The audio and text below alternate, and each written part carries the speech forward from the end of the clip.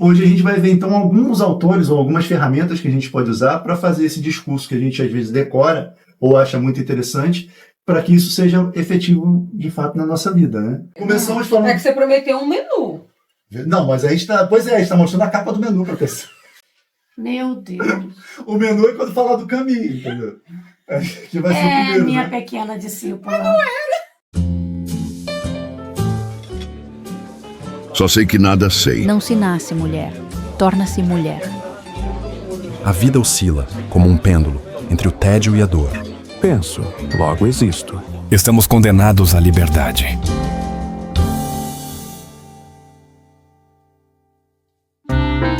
Bem-vindos ao canal Cultura. E...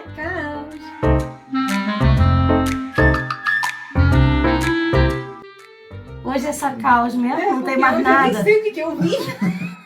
Sei O que a gente vai fazer aqui? Gente, o que era? É a sequência da série, né? Exato. Então, para quem não viu, a gente já fez um primeiro vídeo, uma introdução para a nossa série sobre propósito de vida. E a gente deu uma pincelada, né, do que é propósito, realização de sentido. O que é vida, não chegamos nesse ponto.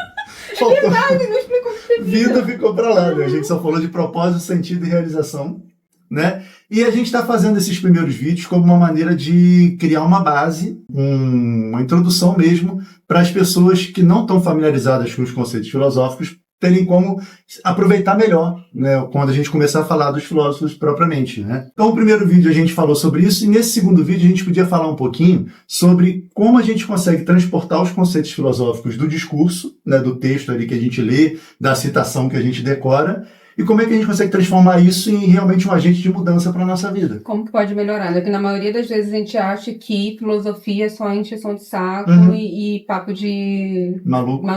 Não é? Por exemplo, se a gente falar assim, aquela citação clássica dos estoicos, né, que a dor é inevitável, mas o sofrimento é opcional.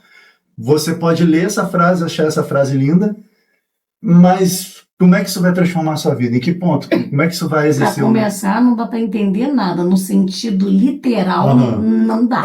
O estoico fala, né, que a dor é inevitável. Ou seja, coisas ruins vão acontecer com você.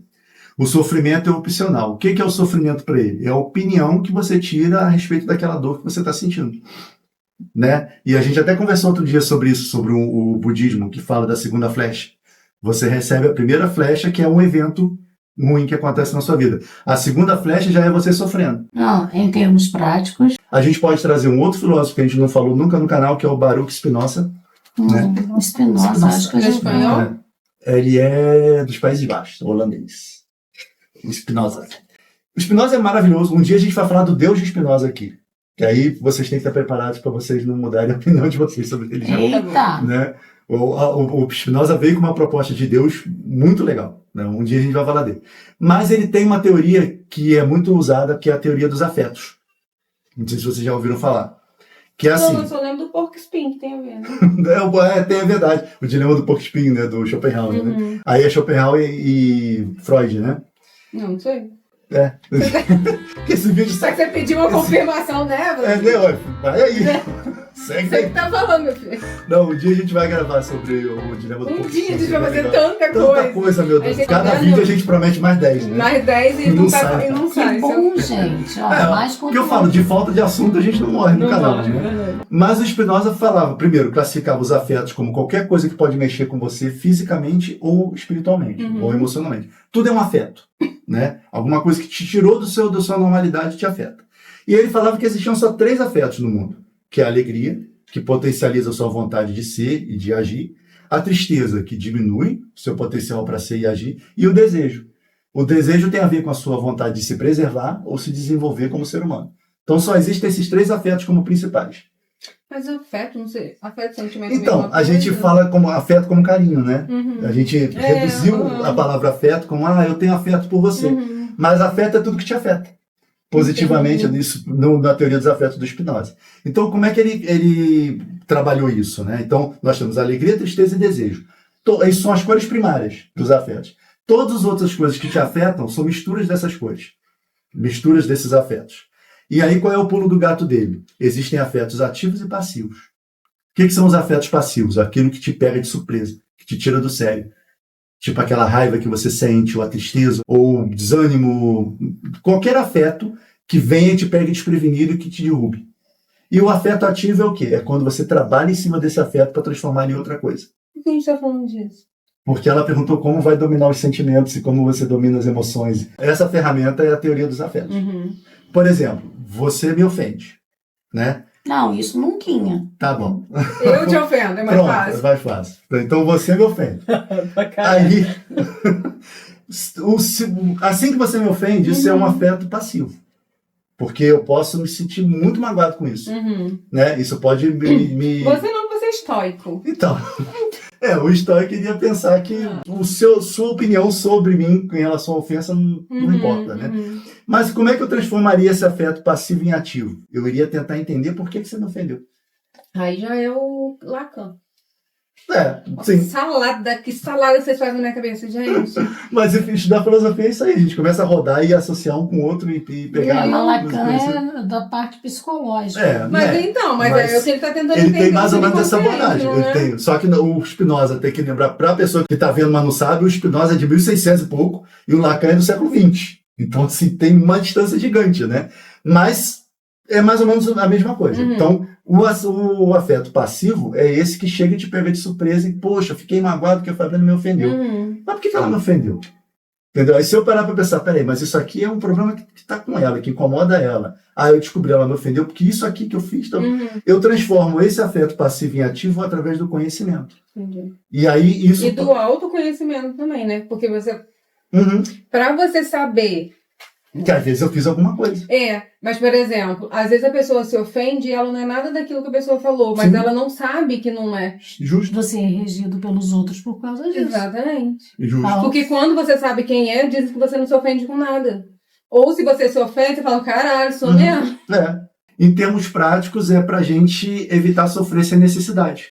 Tem uma citação que eu acho bem legal, mas eu acho que não é... É mais como se fosse um pedido, né? Que... Eu não lembro. Peraí. Eu, quando vou dar felicitação de aniversário para as pessoas, assim, normalmente eu falo que a vida evite de você ter sofrimentos desnecessários.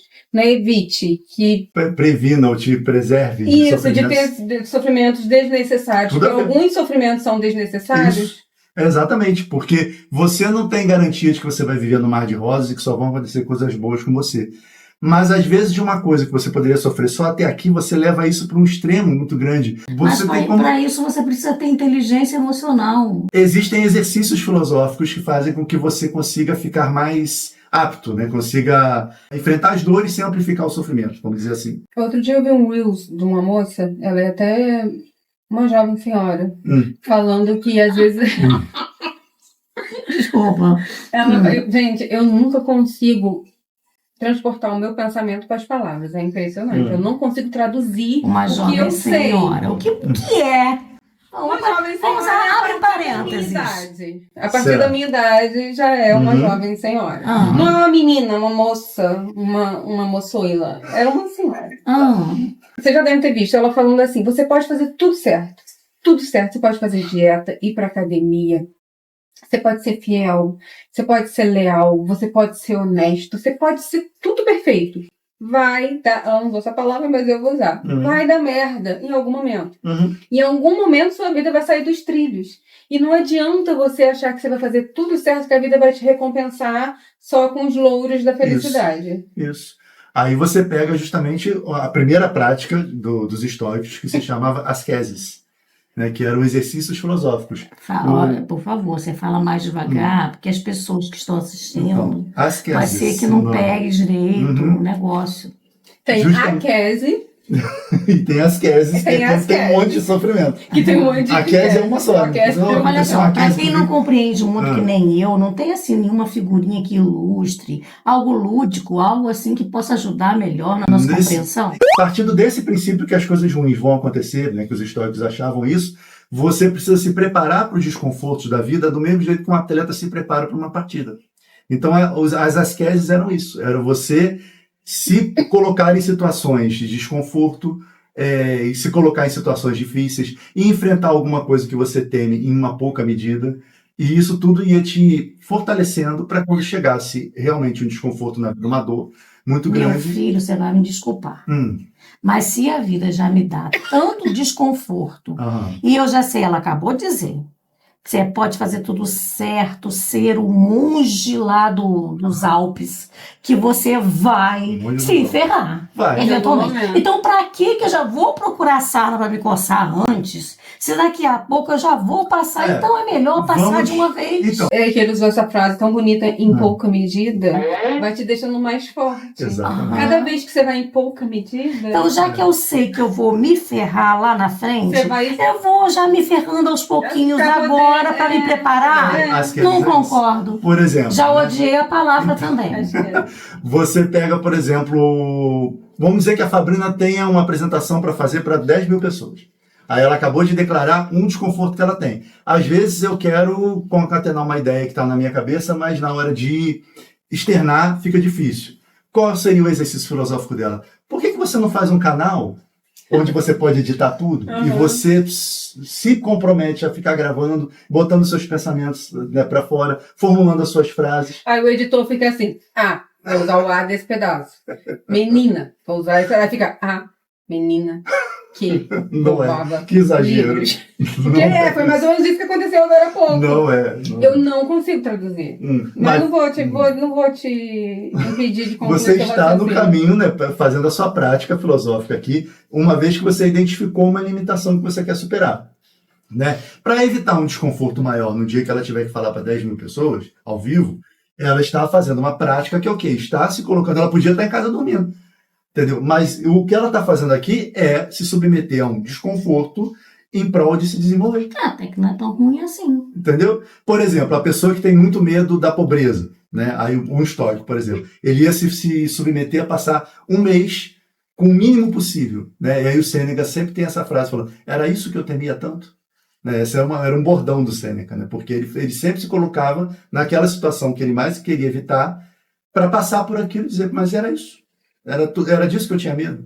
Então, o estoico, ele ensina, uma das coisas práticas era essa. Não fugir daquilo que te traz desconforto, daquilo que denota uma limitação sua, e sim faça aquilo numa medida segura, num momento em que alcança seu potencial, e você vai melhorando a partir dali. Então, isso é uma prática filosófica de acordo com os estoicos. Na teoria é muito bonito. Tá, mas eu não entendi por que a gente começou a falar disso.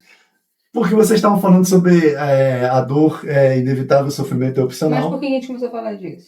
Porque a gente está falando sobre transportar o discurso filosófico para a nossa vida. Aí a gente escolheu o sofrimento como primeiro tema. Exatamente. Tá. Não, é só para eu acompanhar. Foi esse caminho, exatamente. Então a gente estava falando para lidar com o sofrimento, né? Mas tem para outros conceitos. Por exemplo, o Aristóteles, ele falava, você conhecer tudo sobre justiça não te torna uma pessoa justa. Você falar sobre coragem não te torna uma pessoa corajosa. É mais ou menos aquela questão de a diferença de conhecimento e sabedoria. Por exemplo, conhecimento é saber que isso aqui é um tomate. Sabedoria é saber que eu não devo colocá-lo numa salada de frutas. Eu vi isso num podcast de... É isso. Mas sensacionalista. fica gostoso. É isso. Tá. Se você quiser. Se você quiser.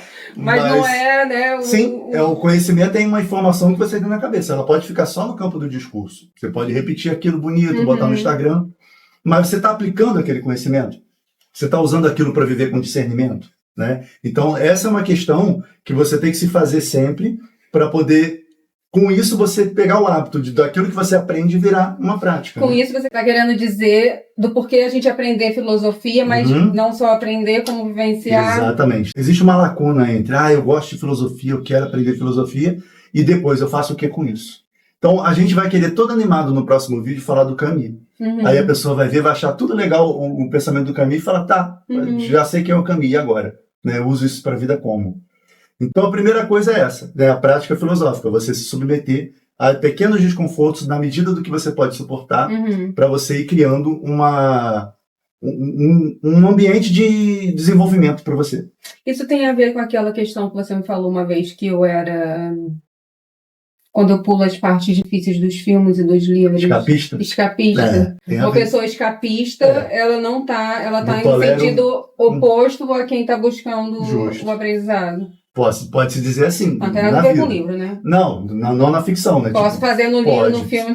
Uma das funções da arte é o escapismo, né? Mas quando a pessoa é escapista na vida, pô, vai chegar uma coisa que vai me dar o mínimo de desconforto. Tipo, deu um friozinho aqui, deixa eu sair correndo, eu vou botar o casaco. Ou tô com um mínimo de fome, eu tenho que matar essa fome, que eu não posso ficar 10 minutos com fome. Então você começa a mimar o seu, né, o seu espírito ali, e você começa a ficar muito pouco tolerante. Mas a gente tá fazendo isso com a busca desenfreada da dopamina, né? Tô entediada, você não consegue ficar 3 segundos. Tô falando, eu sou a primeira pessoa que faço isso. Não posso ficar, eu tô sempre querendo me distrair.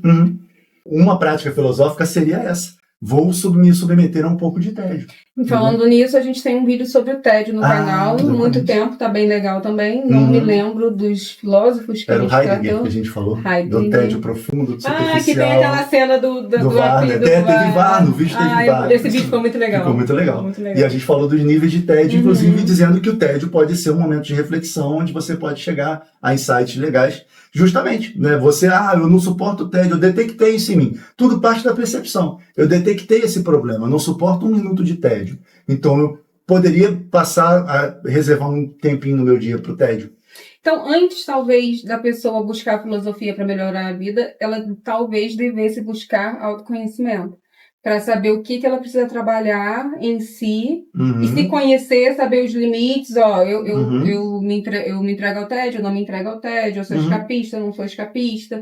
Tentar identificar para depois fazer essa busca pela sabedoria da filosofia. E como que a pessoa vai se identificar? Então vamos falar do Pierre Hadot. Que a gente nunca falou, nunca falou dele aqui. Pierre Hadot, o maior legado dele é esse, a filosofia como modo de vida. Então, Pierre Hadot, com 15 anos de idade, deitou no chão, de madrugada, e olhou o céu estrelado e teve um vislumbre assim, do universo. Pensou, caramba, isso aqui é muito maravilhoso. Eu não não faço justiça, eu não sou páreo para isso. Eu estou muito aquém eu quero ser uma unidade com isso tudo, mas eu, como um indivíduo, não chego lá. Né? Não estou nesse nível. O que eu posso fazer, então, para me desenvolver? Então, ele criou algumas diretrizezinhas para ser o que ele chamou de práticas espirituais, que vão transformar a filosofia numa forma de você se melhorar, né? Se desenvolver e estar como uma unidade com o universo. Então, a primeira coisa que ele falou foi justamente o que você disse aí, o autoconhecimento. Né? Você se perceber e toda oportunidade que você tiver de discutir, de debater conceitos filosóficos, de trocar ideia com pessoas sobre conceitos filosóficos, isso também já vai elevar o seu potencial de aprender e de aplicar aquilo ali. Outra coisa que ele falou, fugir da rotina vazia. Fugir do que a gente considera uma rotina superficial, que não tem como objetivo o seu desenvolvimento como ser humano. Então, a pessoa que está sempre ali, vivendo os prazeres, né, vivendo o imediato. Só isso. E não se dedica a práticas que realmente podem fazer com que ela se desenvolva, e isso vai te afastar. E a gente pode, ou vai estar dificultando demais para os iniciantes. Porque eu não sou mais um iniciante. Não, você não. Vocês não. Eu não sou mais um iniciante. Nada. Tô brincando. A gente pode considerar isso da rotina vazia. Considerar não. A gente pode ligar essa rotina vazia com o hedonismo? Sim. Que o hedonismo é exatamente isso, né? A busca pelos prazeres e tal, e você não tem uma reflexão, você não tem, né? Aquilo não está fortalecendo o seu espírito, pelo contrário. Está te deixando dependente de vícios e tudo mais. Segundo essa visão, tá? Quando a gente for falar aqui de propósito de vida, a gente for falar do hedonismo, aí já tem os seus prós ali de ser hedonista. Mas o Pierre Hadot estava preocupado com a questão de você se desenvolver. Mas o que eu quis dizer, já é hora de introduzir essas palavras ou não? Seria melhor depois? Essas palavras, esses conceitos? Hedonismo, que você falou do estoicismo, por isso que eu falei do hedonismo. Só que a gente está falando do estoicismo aqui, talvez quem começou agora não... Perfeito. Mas a gente tem um vídeo que fala de... A gente tem um vídeo de quase tudo, né? A gente tem um vídeo que fala também do estoicismo. Estoicismo, epicurismo e hedonismo. Né? Que aí, se ficar com dúvida, tem como lá tirar. Exatamente. Mas, assim, resumindo muito, né? Reduzindo muito, o hedonista está procurando prazeres imediatos, né? E de curto prazo, e não tem maiores preocupações a não ser isso. O epicurista, ele prega um equilíbrio entre prazeres e propósitos na vida, e o estoico já é uma pessoa que está mais preocupada com o autodesenvolvimento, o autocontrole, o crescimento, em cumprir um papel em harmonia com uma ordem maior, né? Então, reduzindo assim ao máximo possível. Mas, acho só para a gente entender, fazer uma escalinha. Falar dessas palavras da pessoa, estoico, epicurista, ou estoicista, como a gente falou no vídeo. Agora muito bom aquela parte, gente. Uma nova corrente filosófica, os estoicistas, né? Muito bom. Então, assim, fora isso, o Pierre Hadot também estimula que você leia e escreva, faça diários, faça perguntas para você mesmo.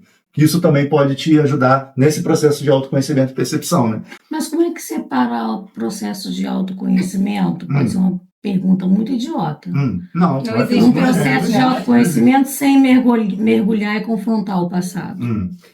O autoconhecimento que prega o Pierre Hadot, e a gente vai falar de outro filósofo agora, que é o Foucault, né? É você estar atento, você não viver no piloto automático.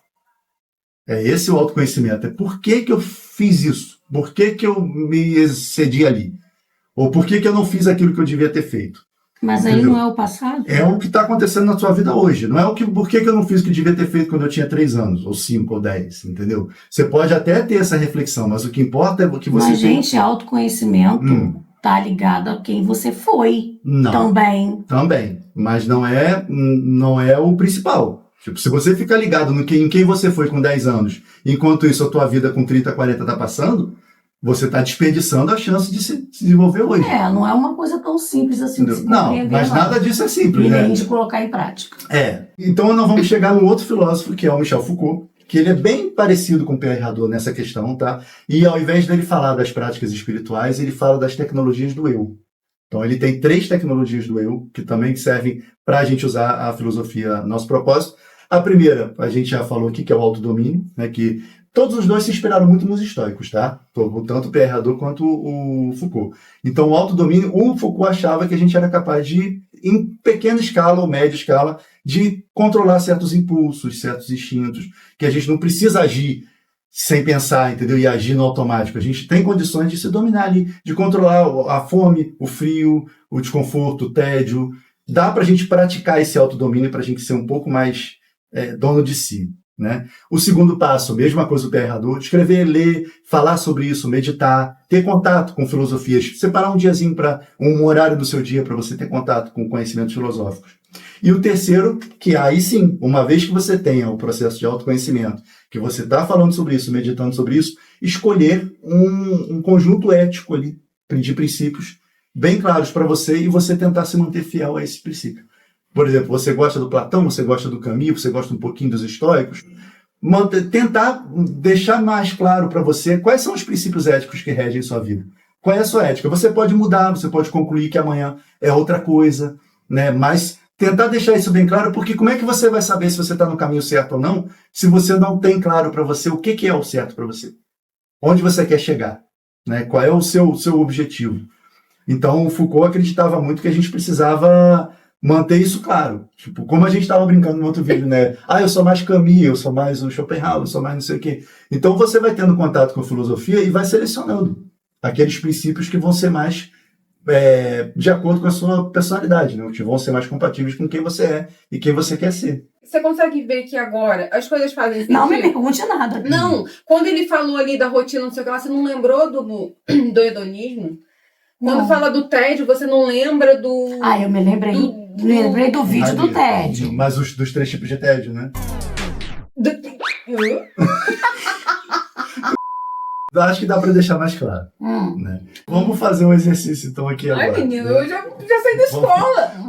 O Sócrates, ele gostava de discutir com as pessoas, de falar sobre filosofia através de questionamentos, de perguntas. Tá? Que eu acho muito interessante, porque sempre que me faz a pergunta, eu não sei responder. Então, ótimo. O que os estoicos pregavam com relação à filosofia? Eles achavam que filosofia era só na teoria? Não. Que eles achavam que, estudando ali no cantinho com seu livro, eles exerceriam na prática tudo que eles estariam estudando. Como é que eles faziam isso? Vivendo. E fazendo boas escolhas. Correndo lá no meio do pátio. Existia o conceito de equiparar equiparar o filósofo. Não, você não falou isso nunca na vida. Equiparar o quê? O filósofo com o atleta. Entendi o flor. O filósofo. Você nunca mandou equiparar filósofo com atleta? Sim. Porque o atleta tem que estar preparado. Para ele estar preparado, ele é um estoico. Ele tem que estar preparado, mas para ele estar preparado para correr, ele vai ter que fazer um monte de sofrimento antes e se preparar para no dia da corrida. Eles falavam que o filósofo tem que se preparar para o desconforto na vida do mesmo jeito que um atleta se prepara para uma competição. Então, o atleta sofre todo dia para no dia da competição estar Exato. E você foi contra. Você vê como que ele já te fez sucumbir à filosofia. Agora faz todo sentido. Ele se converteu ao vivo. Agradeçam a Sócrates, né? Que o Sócrates não falava nada, ele só perguntava, né? Então... Tá vendo? Isso faz parte. O Sócrates ia pra rua e falava, tu é um advogado, né? O que é justiça? Aí o advogado ficava, justiça, não sei o que, mas peraí, isso tá... Então tal coisa não seria justiça? E ele incomodava tantas pessoas que ele acabou morrendo. Um dia a gente vai falar assim. Você já falou mas ele ficava o dia inteiro na rua incomodando os outros, fazendo perguntas. O Sócrates já falou que pode não ter existido? E o Platão veio só sei que nada depois. sei, né? Que parece que o Montaigne que fala que sei eu. Que sei eu. Então vamos lá, vamos voltar com nossa né, maiútica aqui, que o Sócrates isso é maiútica. Fica perguntando até sair alguma coisa. A gente sabe que o atleta, então, treina, né, para fazer a sua competição. O corredor todo dia vai correr um pouquinho na rua, né, vai aumentando seus quilômetros para chegar no dia da maratona ganhar. Como é que seria equiparando isso ao exercício filosófico? Eu lembro que você falando disso do sofrimento. Que é você, em pouca medida, se expor... E eu não me lembro dele falar em pouca medida. Se expor a certas situações de desconforto, para quando chegar uma grande situação de desconforto, você não ser pego desprevenido. Batão. Perfeito. Gravou. Anota. Eu lembro daquele... do Casemiro. Isso mesmo. Essa ferramenta de quem? Do Sócrates? Estoicos. Dos estoicos, de uma forma geral, né? Todos eles, em alguma medida, eles usavam essa questão de se expor a um desconforto para poder endurecer o seu espírito ali, essa disciplina, né? Eu vou me preparar para quando chegar um negócio ruim de verdade, eu não vou estar tão cru. Não vou saber lidar, né? Então, essa é uma questão. Foucault falava das tecnologias do eu. O que são isso? Ele também pensou, poxa, a filosofia se perdeu muito, hoje em dia é só um blá, blá, blá, eu quero que a filosofia sirva para a minha vida. Quais são as 3 coisas que eu posso fazer para a minha vida? Aí ele falou, primeiro, o autodomínio, praticar o autodomínio. Como os estoicos faziam. Depois, manter essa prática de estudar filosofia, escrever sobre filosofia, falar sobre as minhas dúvidas, meditar, né? E a terceira coisa, escolher meus princípios éticos, deixar bem claro para mim o que importa para mim, o que é legal, o que eu acho certo, o que eu acho errado. Se alguém me perguntar, eu tenho que ter isso bem claro na minha cabeça. Essas noções do certo e errado, meus objetivos, meu propósito de vida se eu tiver, minhas realizações se eu tiver, né? E tudo isso vai me ajudar a ter uma bússola. Essa é a segunda ferramenta. Então, a segunda ferramenta que inclui 3 subidas. Que são as tecnologias do eu do Foucault. Então, se eu praticar o autodomínio, se eu mantiver uma prática constante de conversar com meus amigos sobre filosofia, ler, pegar conteúdos legais e tal, e a terceira, disso que eu estudei, eu criar o meu código de ética, meus princípios éticos que eu vou seguir, eu já tenho ferramenta suficiente para esse discurso não ser mais tão abstrato. Tudo que eu tiver contato com filosofia vai acabar melhorando a minha vida. Duas ferramentas. Aí, o Pierre Hadot, ele fala mais ou menos parecido com Foucault, só que ele vem com o conceito da rotina vazia. Prestar atenção no que origina e quais são as consequências das coisas que você faz. Ter uma vida mais intencional, né? Menos superficial e mais sabendo o porquê do que você está fazendo. Por que você escolheu esse dia? Por que você escolheu viver esse dia? Entendeu? Por que você escolheu esses momentos do seu dia para viver? Ou por que você lidou dessa maneira com essas coisas que apareceram no seu dia e você não pôde escolher? Então, isso também é a rotina vazia, o conceito de rotina vazia é uma ferramenta para a gente poder lidar com a filosofia na prática. Lembrando que no dia seguinte sempre dá para recomeçar. Perfeito, exatamente. Porque às vezes eu chego em casa e eu me culpo tanto por coisas que eu falei, como eu reagi, como que eu me comportei. E a gente fica, meu Deus, acho que... No outro dia você pode recomeçar. Pode pedir desculpa, pode... Sei lá o que você vai fazer. Era só isso que eu queria dizer. É uma perfeita ilustração do a dor é inevitável, o sofrimento é opcional. Você ficar em casa pensando, putz, eu tinha que ter falado aquilo naquela hora, já passou. Você não vai mais falar aquilo. Então, se você ficar pensando naquilo, não com o intuito de melhorar uma falha sua, quer ver, você viu, aqui eu já entendi que eu podia ter feito melhor aqui, beleza. E isso é a rotina que o Pierre Hadot falou. Você está pensando no seu antes e depois ali para ver onde você pode melhorar. Agora, se é só remoer, só se arrepender, só se diminuir por uma coisa que já passou, aí você está sofrendo desnecessariamente. Esse é o sofrimento opcional. Tá. Falamos de 2 ferramentas, porque essa do Foucault era mais ou menos a mesma coisa do outro. Porque o Hadou também fala dessa coisa de refletir, pensar sobre, né, os conceitos filosóficos e tudo mais.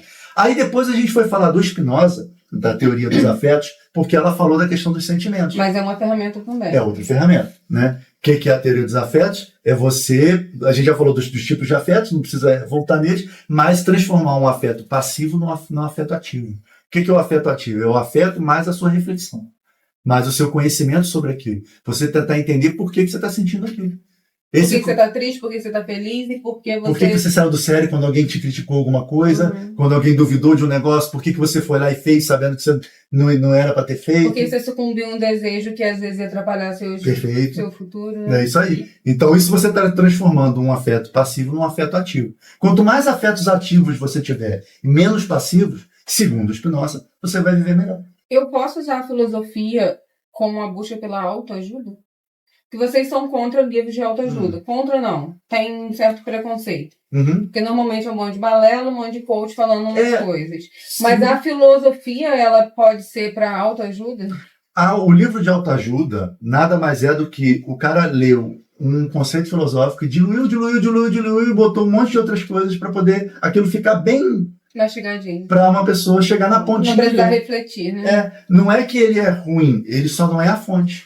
Então, geralmente... Mas as pessoas compram porque é mais fácil. A pessoa não tem preparo, então ela compra porque ali ela vai se identificar e vai conseguir entender. Mas é isso aí. Em vez de tentar explicar para a pessoa o que é, por exemplo, o mundo das ideias, ele vai dar uma simplificação daquilo para a pessoa ler. Às vezes a pessoa está lendo um Platão diluído ali, sem saber que ele está lendo Platão. Mas por que a gente tem que ser contra? Agora eu estou me perguntando. O café com Deus Pai é muito mais fácil. Então, mas existe o café com Platão, você sabe. O café com Aristóteles, já tem tudo lá, né? É a mesma coisa, você está com fome. Você entrou num lugar, você tem um pacote de fandango, ou você tem um prato com Sim, eu estou preparada só para comer o fandango. Você vai comer o fandango, você vai matar a sua fome? Vai, mas você poderia ter comido um prato que vai te alimentar muito mais. Mas se eu não estou com a mente aberta para isso... Porém, então, já que vocês falaram de comida, eu comentei isso outro dia no meu trabalho. Eu chego em casa, tô com tanta fome, que eu não vou nem descongelar um franguinho desfiado e um pãozinho para comer um pão com ovo, porque eu não aguento. Eu chego como um biscoito. Depois que eu como biscoito, eu vou lá com calma, descongelo o frango e o pãozinho.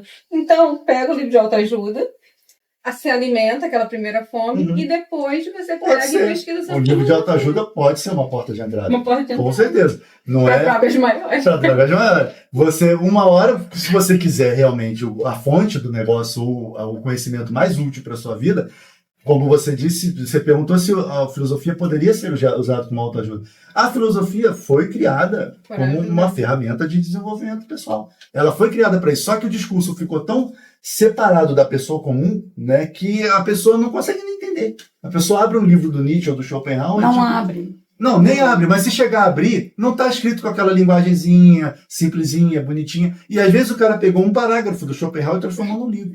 Entendeu? Pode ser uma porta de entrada. Eu acho que tem pessoas que começaram a ler livros de autoajuda e daqui a pouco começaram a ler uma coisa ou outra mais fácil de um... O mais legal, eu acho, é ler pessoas que falam sobre os filósofos. Já que você está começando, ler o que uma pessoa está falando sobre o Nietzsche, por exemplo. Um artigo sobre o Nietzsche, não um livro do Nietzsche. Depois que você pegou mais ou menos uma ideia, é como o que a gente está fazendo aqui. A gente está falando sobre o cara, né? Então isso já é uma forma de resumir um pouco, tirar um pouco do peso. Aí quando você já sabe mais ou menos do que o Nietzsche está falando, aí você pega um livro de 200 páginas que vai dizer o que a gente disse aqui em 5 minutos, né? Mas o livro de autoajuda pode ser uma porta de entrada também. Né? Carlos, informação aleatória. Informação aleatória. Eu sei do que é informação aleatória. Vocês sabiam? É vácuo. Vai ter duas, né, Latina? Vai ter. Vocês sabiam que o Thomas Edison, ele tinha o costume de, quando ele estava meio com sono, dele deitar assim numa cadeira com umas bolinhas de ferro na mão. E ele ficava com as bolinhas assim. Conhece? Você conhece? Então termina. Então fala. Eu não sei, eu só sei que quando caía a bolinha no chão, ele tinha tipo um insight. Quando caía a bolinha, ele acordava e escrevia a primeira coisa que via na cabeça dele. E aí ele teve vários insights. Tem até uma figurinha. Eu já vi. De uma pessoa velha deitada assim, segurando alguma coisa. Então, assim, ele aplicava o conceito de hipnagogia, que é esse momento de entre sono e acordado que a gente tem vários insights, né? O Salvador Dalí fazia isso, o Einstein fazia isso, e os estoicos faziam isso, os filósofos faziam isso, Aristóteles fazia isso, né? Trabalhava a hipnagogia para poder ter mais ideias. Mas né? como é que conseguia controlar um sono pesado olha aí, de morte? Ele foi super estoico aí, estava se submetendo a um desconforto em prol do propósito dele, que era ter ideia. Eu não posso fazer isso, não vou acordar meu vizinho. Faz bolinha, né? tem que ter outro método de hipnagogia. Tem vários métodos de praticar hipnagogia. Informação aleatória e parceria. É que eu já ouvi isso. Acabou? Sei, já vai ter final um vídeo, nem sei. Se não for por causa de risada, vamos lá. 1, 2, 3.